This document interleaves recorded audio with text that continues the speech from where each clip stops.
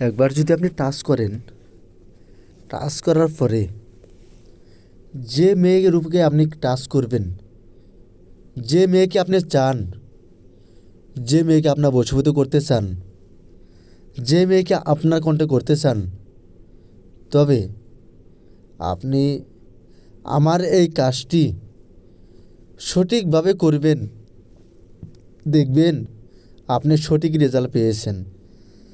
নিম গাছের ডাল আপনি মন্ত্রপুত করে যে মেয়েকে আপনি টাচ করবেন, যে মেয়েকে আপনি দেখাবেন, যে মেয়ের শরীরে আপনি এক অংশ লাগিয়ে দিবেন, তবে সেই মেয়েটি থাকতে পারবে না।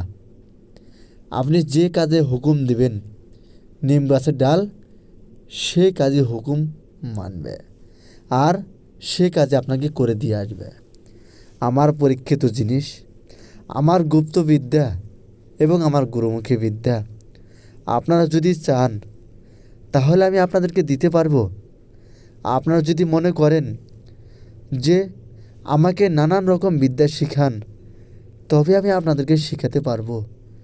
যদি বলেন আমি নতুন মানুষ, আমি কোনো কিছু জানি না, কোনো কিছু কেমন করে শিখতে পারবো, তবে আপনাদেরকে আমি শিখাই দিতে পারবো।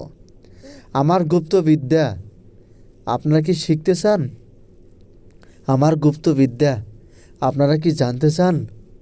আপনি একজন কি উচ্চশিক্ষিত হতে চান? তবে উচ্চশিক্ষিত হতে হবে না। আপনি নিম্ন শ্রেণীভাবে যদি আপনি শিখেন, আপনার পিছে পিছে মানুষ, লোকের লাইন পড়বে। আমি এতটুকু আপনাদেরকে আশা এবং ভরসা, আমি গ্যারান্টি দিয়ে দিলাম। যদি বিদ্যা কাজ যদি না করে, যদি বিদ্যা কাজের রেজাল্ট যদি না পান, তাহলে আমি আর কোনো দিন আপনাদেরকে বিদ্যা দিব না, আমি আর কোনো দিন আপনাদেরকে বিদ্যা শেখাবো না। তো আপনারা কি বিদ্যা শিখবেন অবশ্যই আমাকে কমেন্ট করে জানাবেন।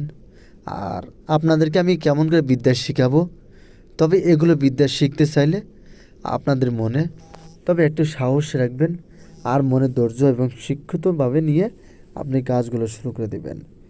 তো যাই হোক, আপনি এটা কি করবেন, দেখা গেল যে আপনি নিমের ডাল আপনি মন্ত্রপুত করতে পারছেন না, নিমের ডাল আপনি আপনার নিজের বশীভূত করতে পারছেন না, নিমের ডালকে আপনি আপনার কথা হেলাতে পারছেন না, নিমের ডাল আপনার কথা মতো নড়ছে না, লাভ পারছে না, তবে আমি আপনাদেরকে লাভ পাড়ানো, আপনাদেরকে কেমন করে উচ্চশিক্ষিত বানানোর জন্য, কেমন করে আপনাদেরকে কেমন কি করার জন্য সব কিছু আপনাদেরকে আমি বলে দিব। আগে প্রথম মন্ত্রটি দেখে নিন। হ্যাঁ, স্ক্রিনে আপনি যে মন্ত্র দেখতে পারলেন, আপনি স্ক্রিনে যে মন্ত্র দেখতে পারলেন, এই মন্ত্রখানা খুব সুন্দর করে মুখস্থ করবেন, খুব সুন্দর করে মুখস্থ করবেন। করার পর তারপর আপনি কী করবেন, শনি বা মঙ্গলবারে, শনি বা মঙ্গলবারে আপনি ঠিক কালী সন্ধ্যার সময়, ঠিক কালী সন্ধ্যার সময় আপনি একটুখানি ডাল কেটে নিয়ে আসবেন, নয়তো ভেঙে নিয়ে আসবেন, মানে নখের সমান, নখের মতো মোটা আপনি একটা ডাল কেটে নিয়ে আসবেন। আনার পরে সেই ডালটা ভালো করে সেলাইবেন, সেলানোর পরে তারপর আপনি সেদিন আপনি একটা কলা পাতা নেবেন, একটি কলা পাতা কাটবেন। তারপরে আপনি কি করবেন, পূর্ব দিকে মুখ করে একটি জবা ফুল নেবেন আর সেঁদুর নেবেন, একটা জবা ফুল, সেঁদুর আর কলা পাতা। তো এর ভিতরে আপনি রেখে দিবেন, কলা পাতার উপরে আপনি রেখে দিলেন সেই জিনিসটা।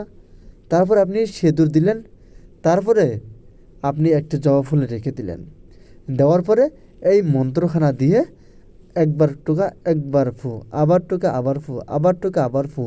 এখন কোন মানে নখ দিয়ে আপনার টোকা দিতে হবে আমি এটা বললাম না। যদি আপনাদেরকে ইচ্ছা থাকে আমাকে আপনারা যাচাই বাছাই করে মন্ত্রখানা এবং নিয়মবিধি, যে কোনো একটা নিয়মবিধি হোক, আপনার ওস্তাদের কাছে জানতে হবে, ওই নিয়মবিধিখানা আপনি নিয়ে নেবেন আমার কাছে থেকে, আমি আপনাদেরকে দিতে পারবো।